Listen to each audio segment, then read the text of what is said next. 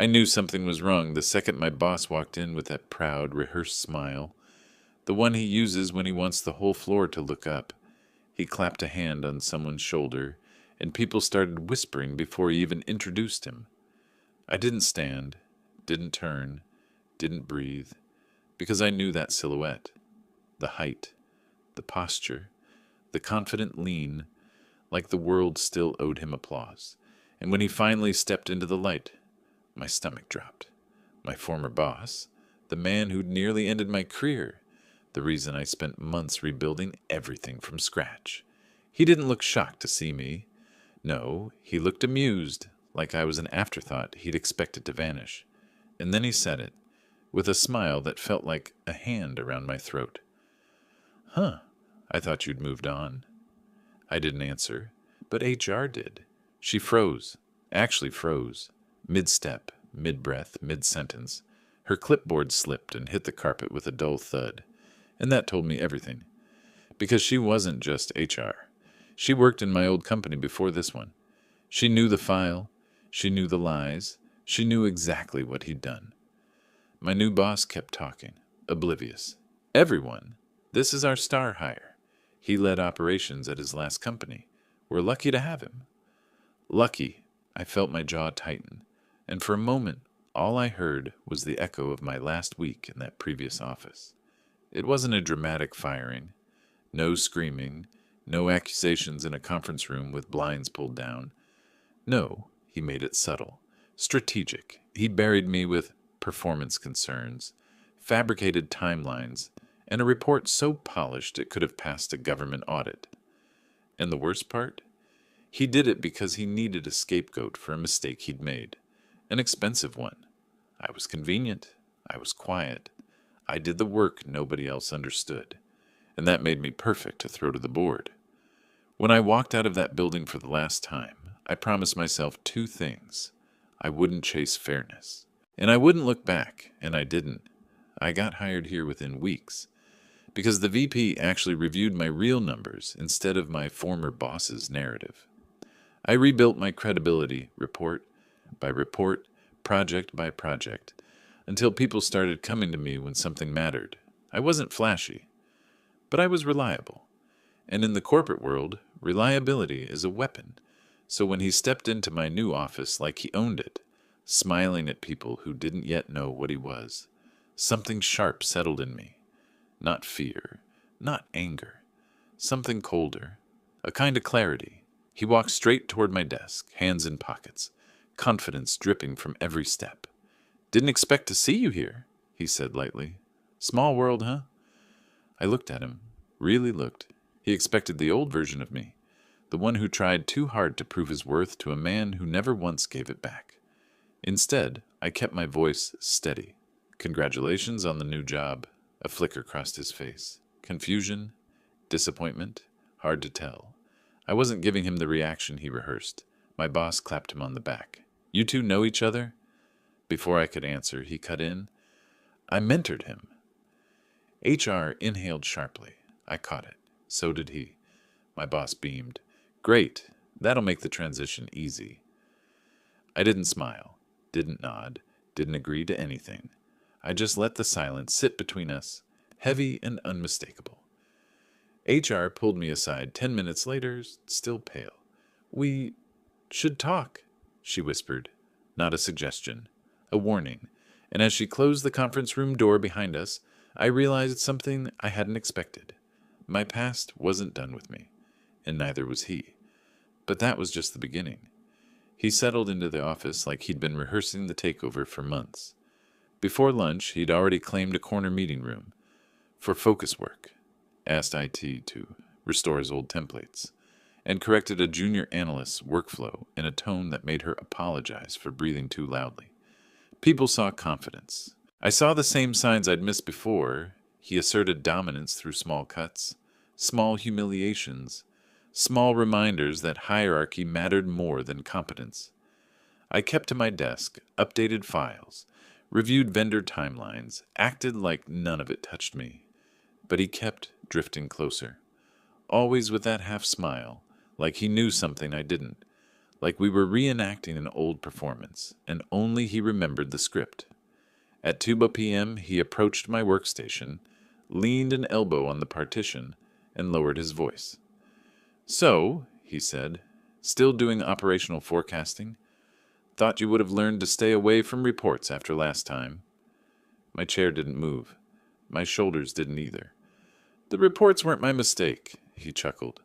"Oh, right. Still holding on to that story." There it was. The tone he used the night before he buried me. Mocking, warm, intimate in the worst way. What he didn't expect was that I wasn't the same person standing in that office anymore. I closed the spreadsheet, looked him straight in the eye. "If you're trying to provoke me, you'll need a new tactic. That one's exhausted." Something flickered behind his expression. Something tight, quick, almost offended. He wasn't used to resistance delivered calmly. He was used to fear. Before he could reply, HR reappeared at my doorway. "Got a minute?" she asked him. Her voice was steady, but the muscles around her jaw were tight. She didn't look at me. He followed her inside a small conference room. The door didn't close all the way, and for a second I heard her say something quietly. Too quietly to catch words, but loud enough to hear the stress. When they came out, he wore a smile that didn't belong on his face. Controlled, practiced. HR didn't smile at all. She caught my eye. "Can you step in for a moment?" I entered the conference room, and the instant the door clicked shut, she exhaled like she'd been holding breath since morning. "I didn't expect you two to cross paths again," she started. "I didn't either," I replied. "But here we are." She sat, folded her hands, and looked at me with a severity I'd only seen once, in my exit interview at the old company. Except this time, she wasn't the one following orders. She was trembling slightly, like the truth had finally caught up with her. "At our previous company," she said, steadying her tone, "I was still new. I didn't have authority.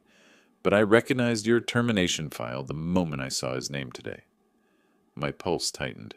"What exactly did you recognize?" She didn't hesitate. The dates didn't match the reports. The numbers were adjusted without documentation.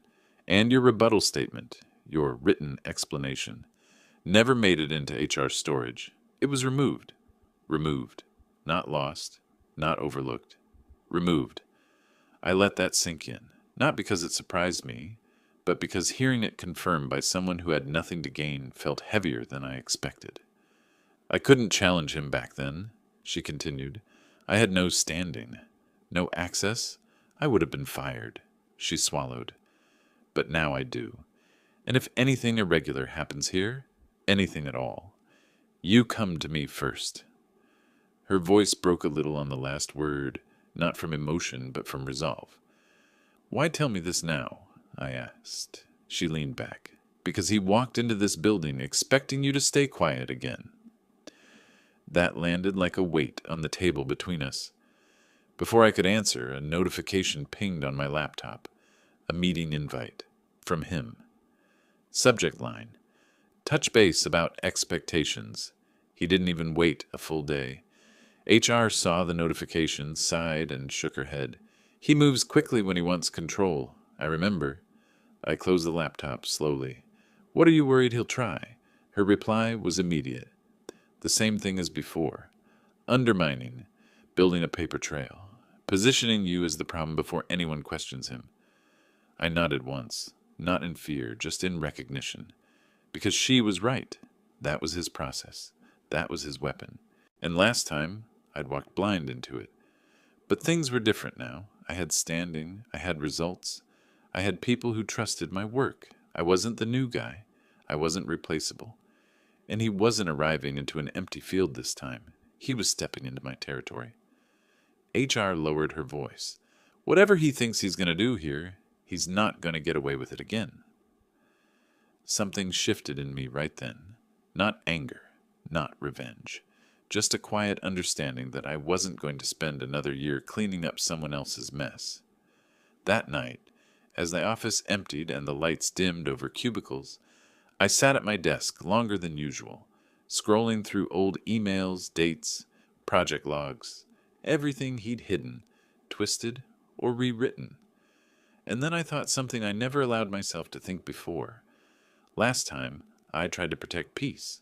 This time, I won't be the hero. They thought I was gone. I wasn't. He scheduled our touch base for 9 a.m. the next morning, right after the weekly stand-up. Classic move, catch me when the room still smelled like coffee and status updates. Make it seem routine. Make it seem harmless. The stand-up itself was normal on the surface. My boss ran through projects, timelines, blockers. I gave my update on the supply chain integration, the one I'd spent months untangling. He nodded, satisfied. Then he turned to my former boss, now wearing a company badge and that familiar half-smirk. "How are you settling in?" my boss asked. "Good," he said easily. "I've been reviewing some of our operational processes. I think there's a lot of room for tightening things up." Room for tightening things up. Translated, I'm looking for someone to blame if anything slips. Eyes flicked over to me for half a second. He noticed. After the stand-up, people drifted back to their desks. I stayed seated. He waited until the room emptied, then shut the door gently. He didn't sit across from me. He took the head of the table. "Let's clear the air," he began. "We've had history. No need to drag that into a new environment, right?" He said it like we'd had a bad date, not a manufactured termination. "I don't drag anything," I replied. "I document." He smiled thinly. Still the same sense of humor. We both knew I wasn't joking. He folded his hands. "Look, here's the reality. I have been brought in to standardize operations. That means I'll be reviewing workflows, including yours. I need to be sure we're aligned." There it was, the first step of the pattern. Aligned meant obedient. Last time I'd tried to prove I was valuable. This time I was just listening. "What exactly do you think needs reviewing?" I asked. He tapped the table with one finger. "For starters, you have a lot of autonomy for your level. Sign-offs, vendor approvals, forecasting assumptions. Those things usually sit higher up." "They sit where performance has put them," I said. "I earned that autonomy here." His smile didn't reach his eyes. Everyone thinks they earned their position, until someone actually measures it. He dismissed me 10 minutes later with a vague, "We'll talk soon." But he'd already done what he came to do. Planted the idea that my role needed scrutinizing, that I was an outlier, that my autonomy was a problem. The chaos didn't start loudly. It started in email. First, a forwarded thread to my boss, looping you in so we can ensure we're not overcommitting on lead times. The highlighted part, my original estimate, accurate, conservative, already met. Then a quick sync with a junior analyst from my team. She came back from his office looking rattled. "What did he want?" I asked. "He asked me to send him all your raw files," she said. "Every version, even the old drafts." "That's fine," I said. "Send them. CC me." Small things, small hooks. He was building the story again, one spreadsheet at a time. That night I stayed late, but I wasn't scrambling to fix anything. I was organizing. I built a folder, clean, dated, transparent. Every major decision from the last 12 months, linked to the data that justified it. Every email where my boss approved an approach. Every risk I'd flagged early. Every time I'd been the one to keep a project from derailing. Then I did something I hadn't done last time. I wrote a narrative. Not a defense, a timeline, key decisions, inputs, outcomes. Who signed off? Who requested what? Where my responsibility ended and someone else's began. It read like a report an auditor would write if they actually cared about context. When I finished, I sent it to one person. HR. "Since he's reviewing my workflows," I wrote, "I want to ensure there's an accurate record of what those workflows have produced. If there are concerns about my autonomy, I'm available to walk through any part of this." She replied in under 5 minutes. "Thank you. This is exactly the kind of documentation that protects you and the company." That was the moment I stopped trying to survive and started keeping score. The next week, he accelerated. Sudden calendar invites with vague titles. Operations Overview. Forecast Check-In. Vendor Strategy Thoughts. In one of them, he slid a printed report across the table. This is how I've structured performance metrics in the past, he said. We'll be using something similar here. I skimmed it. It looked objective. Charts, thresholds, scorecards. But the weight of each metric was skewed. Overemphasis on short-term variance, almost nothing on long-term stability, no allowance for external constraints.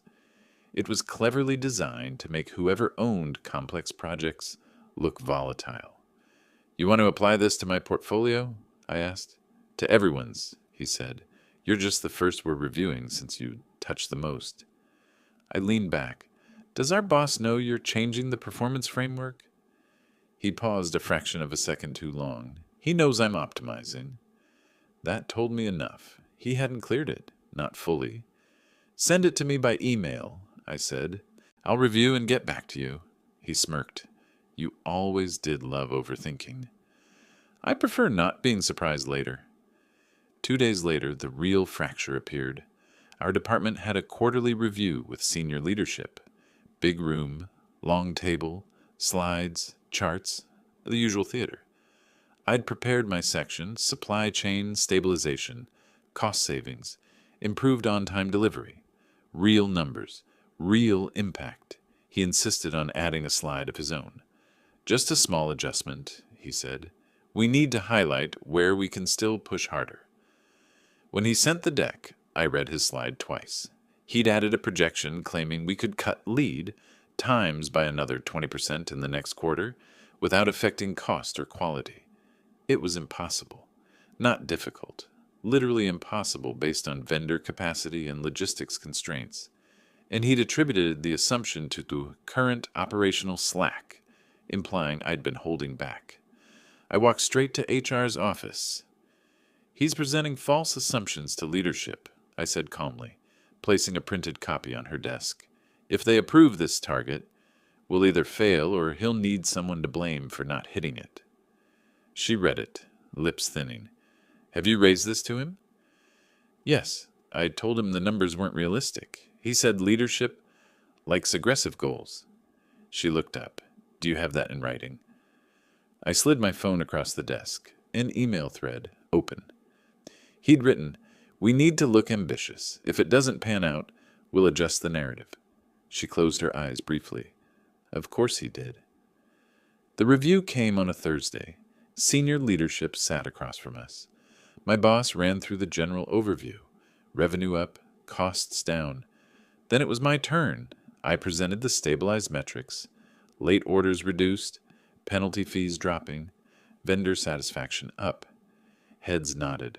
Questions were practical. Then he stood. Building on that, he said smoothly, I've identified an opportunity to push even further. He gestured to his slide. With some tightening and better enforcement on the operations side, we can reduce lead times by another 20% next quarter. No additional spend. It sounded good. Too good. One of the VPs raised an eyebrow. No additional spend? That's aggressive. It is, he agreed, but achievable if we hold our internal teams accountable. There's slack in the system we haven't addressed yet. All eyes briefly glanced at me. That was the trap. If I said nothing, I'd be agreeing to an impossible target. If I pushed back, I'd look resistant to improvement. My boss looked between us. Grant, thoughts? I didn't rush. I clicked back to my slide and kept my voice even. The current improvements you see, fewer late orders, fewer penalties, came from negotiating realistic timelines with vendors and aligning them with our internal capacity. The 20% reduction on his slide assumes vendors can scale instantly with no additional cost. They can't. The room quieted. I continued. In fact, I said, I flagged this when I saw the slide added. I emailed concerns about feasibility and vendor capacity. The response I got was that we should look ambitious and adjust the narrative later if it doesn't pan out. I let that hang there, not accusing, just quoting. One of the VPs turned to him. Is that accurate? For the first time since he'd walked into this company, His confidence cracked. Just a hairline fracture, but visible. "We're just talking strategy here," he said quickly. "Obviously, we'd refine the numbers." "That's not what your slide says," my boss interrupted, calm but firm. "It says no additional spend, and it implies our current operations are underperforming." He started to talk again, but the VP cut him off. "I don't like setting targets we already know are unrealistic. That's how you burn people out and wreck trust." My boss nodded slowly. "For now, we'll stick with the validated forecasts. Any proposed changes to targets need to go through the proper review. Documented. With input from the people currently running the work." He looked directly at me on that last part. The review moved on, but the temperature in the room had changed. The chaos he wanted to unleash had just been contained. Because this time, someone questioned the numbers before they crystallized into expectations. After the meeting, he cornered me near the elevators. "You blindsided me in there," he hissed quietly. "No," I said. "You wrote something you couldn't defend. I just read it out loud." His jaw clenched. "You think this is over?" I met his stare, steady. "No, I think it's finally being seen." When he walked away, I didn't feel triumphant. I felt something else, like the ground had shifted an inch in my favor. Not because I'd attacked him, but because I'd refused to carry his lies. They thought the old pattern would repeat. It didn't. And somewhere between that conference room and my desk, one thing became very clear. I wasn't the one on trial anymore. And then silence, the kind that means something's gone wrong. He didn't show up for the 8:30 meeting, didn't answer Teams messages, didn't respond to the VP, who sent him a direct ping. For a man who thrived on being visible, being unreachable was the first real sign the ground had shifted for him.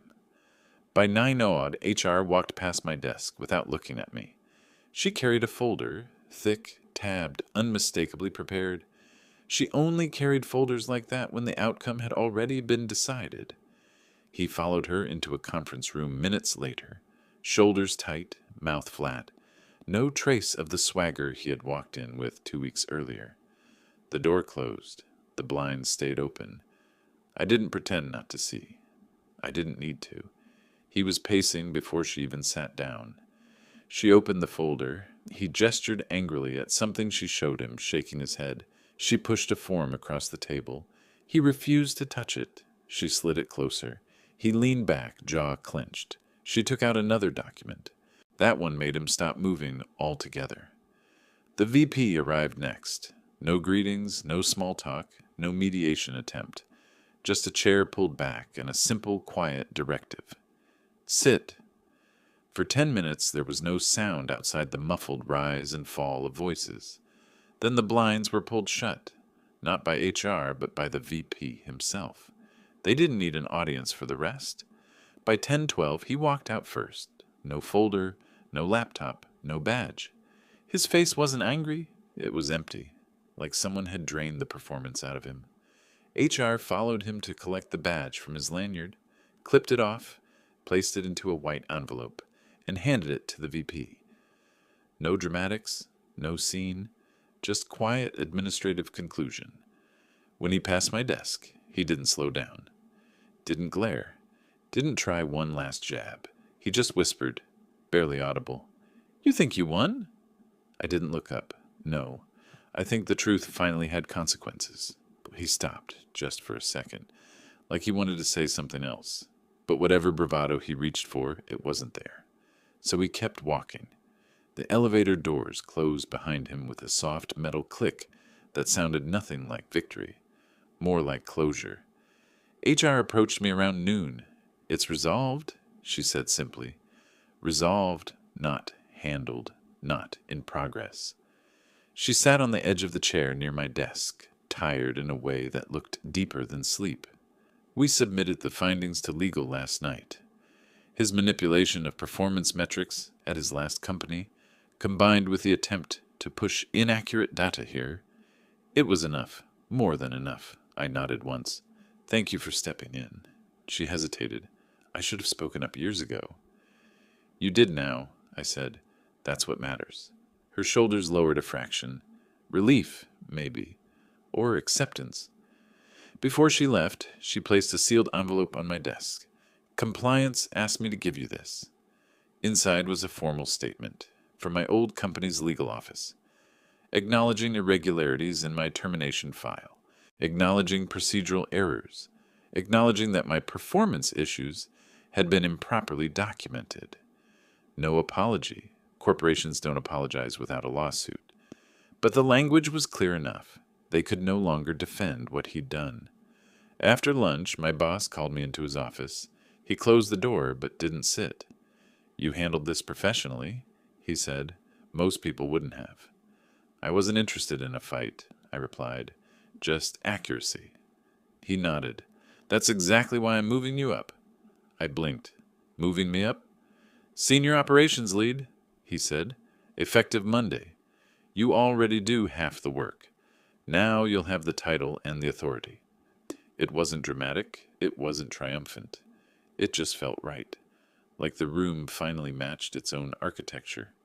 I thanked him, and he waved it off. "Don't thank me. You earned this months ago. Today simply made it obvious." The rest of the day was normal. Emails, vendor calls, afternoon coffee, a small joke in the hallway from a coworker who'd overheard rumors but didn't know the half of it. Life didn't turn cinematic just because something dramatic ended, but the quiet felt different. When I got home that night, I placed the legal statement in a drawer, not to revisit, just to keep. Proof of what happened, proof of what didn't define me. I cooked dinner. Nothing special, just grilled chicken and rice. The kitchen felt larger somehow. Or maybe I was just breathing deeper. Later, sitting on the couch with my phone face down, I realized something that took a full year to understand. Rebuilding your life after someone tries to bury you isn't about revenge. It's about refusing to make your past your personality. He didn't destroy me the first time. He didn't get to rewrite me the second. And now? I was finally done carrying him around in my head. People say closure is a conversation, a final confrontation, a cinematic moment. They're wrong. Closure is a badge in an envelope, a door closing quietly, a life resuming without you needing to narrate it to anyone. I went to bed early that night, no racing thoughts, no rehearsed arguments. The house hummed with the usual small noises, pipes settling, a car passing outside, the steady rhythm of a clock I'd stopped noticing. For the first time in a long time, none of those sounds felt heavy. They just meant the day was over, and I'd finally stepped out of a story that wasn't mine to carry anymore. The past didn't win. It just ended.